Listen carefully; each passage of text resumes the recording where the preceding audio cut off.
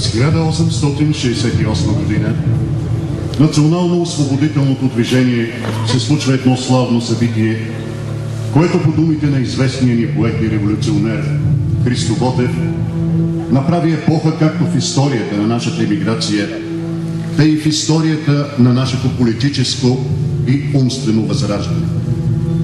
Какъв спомен за потомство!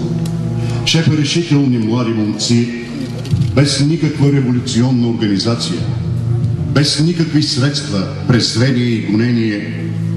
Момци, които претърпяха всичко за една благородна, свята цел, минаха Дунава и с живо свидетелство показаха какви съкровища се крият в душата на българи.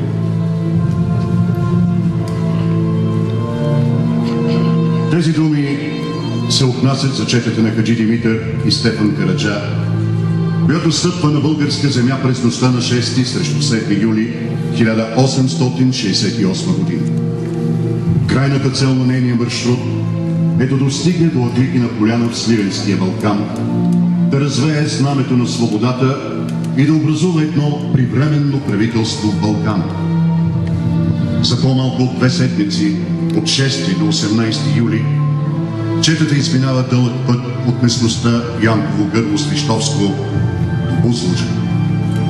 Сраженията при село Карайсен, местността Карапановата колия, село Вишов град и местността към Лъдере подготвят с много подвизи и кръв битката на Бузлуджа. Тези боеве с многократно превъзхождащ ги противник, четниците се бият с нечовешка воля на живот и смърт. Но след всяка битка редиците поредяват. Пленени и Стефан Караджа, най-близкият съратник и другар на Хаджи Димитър.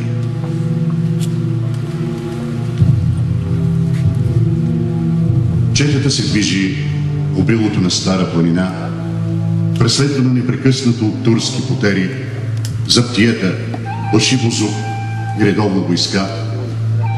Но окуражени от последните дни, минали без сблъсък с потерите, четниците не подозират, че на този гол връх Бузлуджа, така тих и спокоен, огрян от жаркото юлско слънце, ще ги настигне смъртта. По западния скат заемат позиция за приятелята на Юсбаши Сюлейман от Казанлъка. Обръчът е затворен от около 150 души редовна войска от Търново.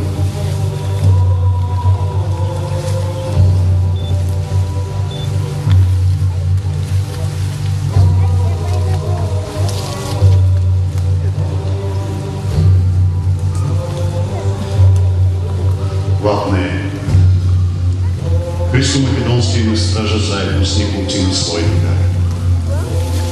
Не след дълго те забелязват движение на турската потера. Не по-малко от 700 кола са насочени към 30-на юнаци.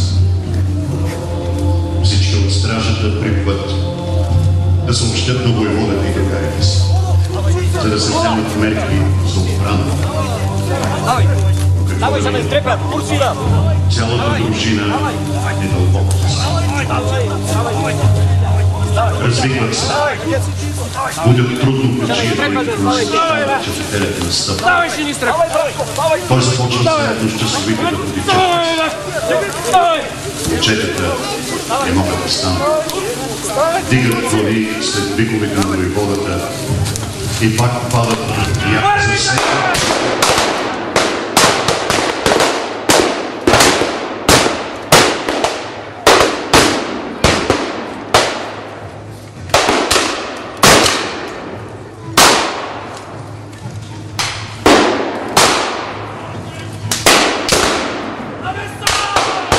Шуми политат върху четниците от всички страни. Разделени групи успели да намерят укритие, момчетата стрелят от чак.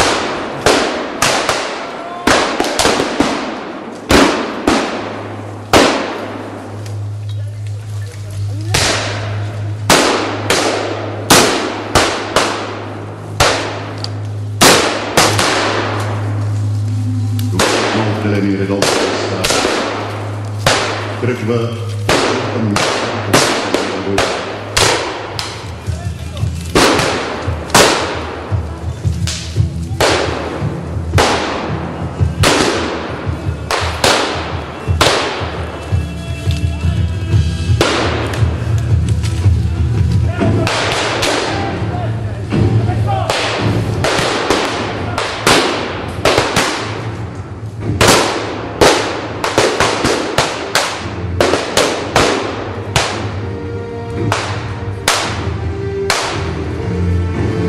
Башибозука не стреля повече по тях, защото в гръб на четниците е тръгнала върховна войска.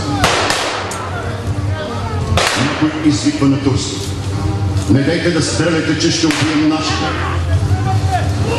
Четниците успяват да се изнижат и навлизат в малък кръсталак. Поделята стреля още няколко пъти, но не успява.